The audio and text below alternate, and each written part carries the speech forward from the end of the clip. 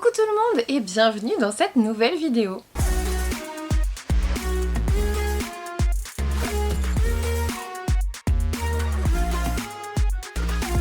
Aujourd'hui, je vous préviens, on commence les vidéos de novembre, c'est-à-dire avec la lumière artificielle.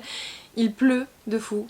Il fait gris, il fait moche, vous le savez, je vais pas vous apprendre ce que c'est novembre. Donc les vidéos auront clairement pas la même luminosité, il va falloir vous y faire. Je peux pas filmer le matin ou en plein après-midi, c'est pas possible. Aujourd'hui, je vais vous présenter ma pioche à lire de novembre. Je dis bien pioche à lire car comme d'habitude, j'ai prévu, je crois, 12 livres. Enfin voilà, à chaque fois, j'aime bien avoir une pioche dans laquelle prendre les livres dont j'ai envie et pas forcément faire de planning rigide de lecture parce que je ne m'y tiens jamais. J'ai essayé, je ne m'y tiens jamais. Je ne participe à aucun challenge ce mois-ci, il y en a deux qui m'intéressaient beaucoup. Il y a le Villains Book Challenge de Mirazonshi qui me plaît beaucoup parce qu'on a les vilains Disney et tout, c'est plutôt chouette.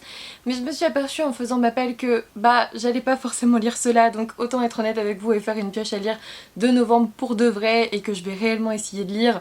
Enfin pas tout, encore une fois, si je lis la moitié c'est plutôt bien, plutôt que de faire une pioche à lire que je vais de toute façon pas lire. C'est vrai que moi les challenges j'y arrive pas en fait, je suis nulle en challenge. Le seul truc auquel j'arrive déjà à me tenir à peu près, c'est mon bingo. C'est mon propre bingo littéraire. Même ma semaine à 1000, j'y arrive pas. Donc franchement, même mes propres challenges, j'y arrive pas. Et deuxième challenge que j'aime beaucoup aussi, c'est le Black November Il est bien ce livre, j'aime beaucoup son challenge tous les ans, c'est très chouette, tout l'engouement qu'il y a autour et tout, j'aime beaucoup l'ambiance, mais c'est vrai que je lis pas assez de thrillers non plus, de romans noirs non plus pour que ça soit intéressant pour moi. Donc voilà, je vous les cite, les liens vers leurs vidéos explicatives sont en barre d'infos, je vous laisse aller voir, vous verrez, c'est super chouette. Du coup, je commence le mois de novembre avec Vous êtes cordialement invité d'Alex Soll, c'est un roman auto-édité que j'ai commencé hier durant la soirée d'Halloween. Oui, je filme le 1er novembre, voilà, vous le savez. J'ai lu ça. J'ai lu 112 pages et pour l'instant je suis pas méga convaincue. On suit en gros 4 jeunes adultes, je dirais maintenant. 12 ans auparavant, ils étaient en colonie de vacances dans un manoir. Le manoir a pris feu, ce sont 4 survivants de l'incendie. Et en gros, ils sont invités 12 ans après à venir pour l'inauguration de ce manoir. Ils arrivent dans le manoir, il y a personne, il y a leur plat préféré sur la table et ils s'aperçoivent vite qu'ils oublient qu'ils veulent sortir lorsqu'ils y pensent. En gros, dès qu'ils arrivent dans le hall d'entrée pour sortir, ils oublient. Oh tiens, je vais aller faire un tour là-haut, tu vois, vraiment, c'est vraiment ça. Je pense que c'est une énième, on va dire, histoire, c'est pas méchant, je veux pas le dire méchamment, mais on est dans une énième histoire de fantômes dans un manoir, je pense. On a eu un moment avec une double temporalité qui remonte bien plus loin que les 12 ans, donc on serait même sur une triple temporalité entre ce qui s'est passé il y a 12 ans maintenant et aussi vers la Seconde Guerre mondiale, la Première Guerre mondiale même. Du coup, pour l'instant, en fait j'aime bien, mais je m'attendais à avoir peur en fait, et du coup je suis un peu déçue de pas être effrayée pour le moment parce que tout le monde me l'a vendu en mode ah là là, moi j'ai pas pu le lâcher, j'ai eu des frissons et tout, et je l'ai lu avec Soliste qui est modérateur sur la chaîne Twitch et il m'a dit ah moi j'ai des frissons et tout, et moi j'étais là oui, oui, pas vraiment. Vraiment je sais pas s'il marche avec moi, peut-être que ce sont plus les livres, les films qui marchent au niveau paranormal comme ça avec un peu de fantômes. Je pense que ce que j'aime bien plutôt dans les livres c'est les tueurs en série et tout, les vrais psychopathes, tu vois. Ceux qui peuvent exister vraiment, je crois, je sais pas. On verra, je vais le continuer, je vous en dirai plus dans le prochain vlog. Ensuite, c'est notre lecture commune de novembre. On le commence le 6 novembre, si jamais vous êtes intéressé, on commence de lundi à dimanche. Le découpage est sur Discord. Je vous mets aussi le lien Discord dans la barre d'infos. Vous verrez, tout est noté, il y a les lectures communes, etc. J'ai décidé de passer à une seule lecture commune par mois qu'on ferait tous ensemble sur une semaine. Si vous êtes intéressés, vraiment venez, ça peut être chouette. Et puis je pense qu'on fera un petit club de lecture à la fin, ça pourrait être trop bien. En tout cas, on va lire tous ensemble Une couronne de lierre et de verre de Claire Legrand chez Olympe. Pour le coup c'est leur première parution je crois à Olympe, donc ça peut être très chouette.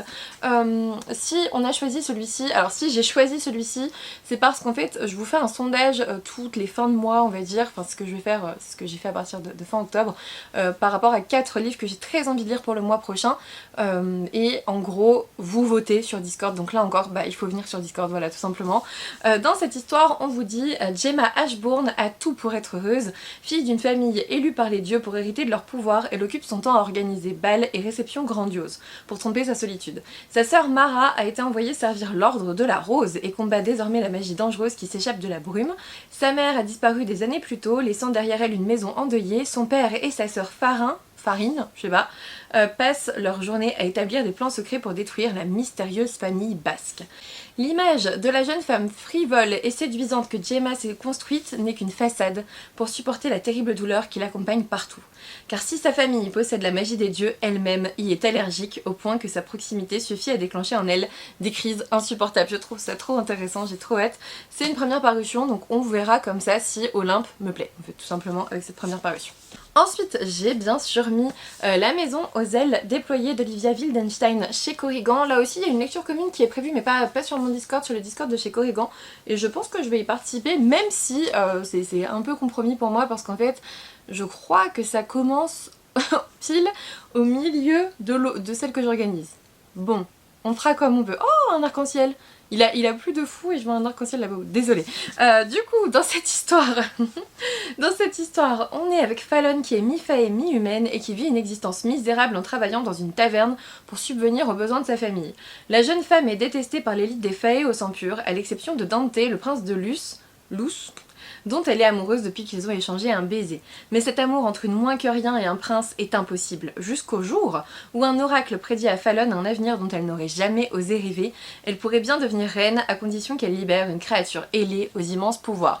Je suis certaine que je vais bien plus aimer la créature ailée aux immenses pouvoirs, s'il prend forme humaine, que le prince. J'en suis sûre et certaine et j'ai trop hâte de lire ça. Il est trop beau en plus. Alors en effet, la beauté d'un livre ne fait pas tout, hein. Il faut quand même un écrit, hein, à la base quand même, c'est un écrit, évidemment c'est une histoire. J'ai trop hâte de vous en reparler. Ensuite, celui-ci je vais le commencer demain et ça va être l'objet d'un vlog Dark Romance, je vais vous expliquer. Je vais lire The Never King de Nikki Sandcrow, donc Cruel garçon perdu, le tome 1 chez Roncière. Pareil, une première parution chez Roncière que j'étais très curieuse de découvrir, en plus ils nous ont fait un beau petit jaspage et tout, bref tout le monde s'engouffre dans la brèche des jaspages et des belles couvertures et ils ont bien raison, c'est comme ça que ça marche. Même si il faut, comme je l'ai dit juste avant, que l'histoire suive hein, un petit peu. Et là pour le coup on est dans une réécriture de Peter Pan. Moi je me suis dit ok c'est cool, en plus sur Twitch vous me l'avez choisi comme auto-cadeau d'anniversaire, donc bah oui je l'ai acheté. Sauf que je l'ai reçu et j'ai fait ça. Vous voyez ça? Ouais, et je suis tombée que sur des mots de fesses. Que sur des mots de scènes de fesses. Et là je me suis dit, ah mais c'est une dark romance en fait. Je vous jure, vu sur... En fait, en vrai, allez en librairie et lisez la première page. Je l'ai lu en live hier, la première page, et je n'ai fait que bip tout le temps pour ne pas dire les mots de la première page. Vraiment, c'est... Voilà, on vous dit, depuis 2 siècles, toutes les femmes de la famille Darling disparaissent au moment de fêter leurs 18 ans. Elles se volatilisent et ne réapparaissent que des jours, des semaines, voire des mois plus tard, brisées. Winnie le sait, tel fut le destin de sa mère et de sa grand-mère avant elle. Alors le jour de son 18e anniversaire, elle est en proie à l'impuissance la plus totale à l'approche de son pire cauchemar. Son pire cauchemar, spoiler alert, je suis sûre que c'est Peter Pan. Sa mère, désespérée, a tout essayé pour la sauver, marquant profondément le corps et l'esprit de Winnie. Oui, ici en plus on vous dit, mais c'est inutile car une fois la nuit tombée, il vient la chercher et cette fois-ci le roi du pays imaginaire et les garçons perdus ne laisseront pas leur darling s'échapper. J'aurais dû m'en douter. Mais en fait je pensais pas que ça partirait dans le versant fesses. Je pensais que ça pourrait être une aventure où elle est badass et elle se défend quoi. Tu vois. Et bon, bah on verra. Vraiment ça sera l'objet du prochain vlog, je lis de la dark romance. Je vous l'avais promis, ça arrive, pas forcément avec le livre que j'avais prévu, mais ça arrive. Et à l'occasion je vous dis ça et je vais vous dire waouh il était trop bien et tout, vous vous souvenez de Guild? Je vous avais dit ah mais c'est quoi cette histoire de pouliche là au tout début, et maintenant c'est érigé au rang de saga coup de cœur. Ensuite, j'ai bien sûr mis Vive, la reine des citrouilles de Ancho chez Hachette Heroes. Il est tout petit en plus. C'est la suite de L'étrange Noël dit Mr. Jack. C'est le séquel et j'ai trop hâte d'être dans la tête de Sally que j'aime beaucoup. J'ai pas envie de relire le résumé. On sait que c'est après. C'est justement quand Sally devient la reine des citrouilles, la reine d'Halloween en fait, aux côtés de son beau Jack. Enfin beau. Jack en tout cas. Et bref, j'ai trop hâte de découvrir ça, il y a beaucoup de bons avis. Je pense que ça va le faire. Ensuite, je l'ai mis dans cette pioche à lire, mais du coup, je sais pas si on va le lire. On est censé le lire avec Mirazanchi. Il s'agit de Ici vivent les ténèbres de Sanguine aux éditions du Chat Noir. C'est pour le coup encore une histoire, je crois, d'austère maison avec des jumeaux. En fait, j'ai un peu peur de faire un mélange entre les jumeaux Croche-Mort et ce que je suis en train de lire, qui est Vous êtes cordialement invités, parce qu'on a une austère maison des Champs de Pleurs qui n'est pas seulement perdue dans la campagne anglaise, mais aussi hantée, ce que je suis en train de lire, et les seuls à percevoir le danger sont des jumeaux, Victorien et Victoria. Je sais pas si je vais lire cette année du coup. En gros, j'ai l'impression que c'est une combinaison de 2 livres que je viens de lire. Donc on verra, on verra. Ensuite, j'ai mis une histoire de vampire. J'ai mis Hidden de Shalini Boland chez Corrigan. Ici, on vous dit qu'on est avec Madison. Ah oui, c'est ça, c'est Madison qui rentre dans un vieux manoir dont elle a hérité, il me semble. Elle a 17 ans, elle est orpheline, elle va dans la cave, elle trouve une grande boîte, elle l'ouvre. Elle voit un beau jeune homme, à la beauté irréelle, j'en suis certaine, et elle se dit waouh, il est canon. Plutôt que de se dire ah, un vampire, au secours, je sors de là.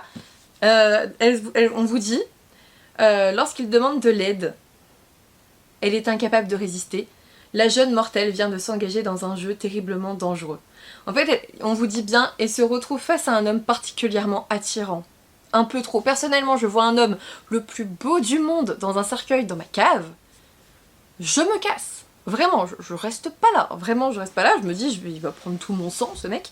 Ça ne sert à rien, il va pas m'aimer. C'est pas Twilight tous les jours. Hein. Donc, à voir. Vraiment, je suis très curieuse. En vrai, je suis très curieuse de voir si c'est une énième histoire de vampire ou si ça révolutionne un peu le genre. Voilà, on verra. À nouveau chez Corrigan, j'ai bien sûr mis la suite. Alors normalement c'est le premier tome, je vous l'ai déjà dit. Moi j'ai lu Le Cœur du Prince Corbeau que j'ai adoré. Et là c'est Le Destin du Roi Loup de Tessonja Odette, donc Le Royaume des Fées, le tome 2. J'avais quand même adoré Le Cœur du Prince Corbeau, ça m'avait fait renouer avec Cendrillon que j'aime pas plus que ça. Donc là une réécriture de La Belle et la Bête dans cet univers, je dis oui, je dis méga oui. Je vais le lire ce mois-ci. Franchement, si je le lis pas ce mois-ci, c'est nulos parce qu'en décembre, je sais que je le lirai pas. Donc, je veux le lire ce mois-ci. S'il te plaît, Manon du futur, dis-moi que tu l'as lu. Ensuite, j'ai aussi mis Le Cercle occulte des Gentlemen de Sarah Penner chez Faubourg Marigny. Pour le coup, c'est un roman qui me fait super envie pour cette période Halloween, novembre, avant décembre en tout cas. J'espère le lire là, sinon dans tous les cas, vers... je sais pas, janvier, février, souvent j'ai encore une petite envie de noir, de roman noir, de paranormal, donc au pire, je m'inquiète pas. Il en reste 3, j'ai aussi mis Paternoster de Julia Richard chez HSN.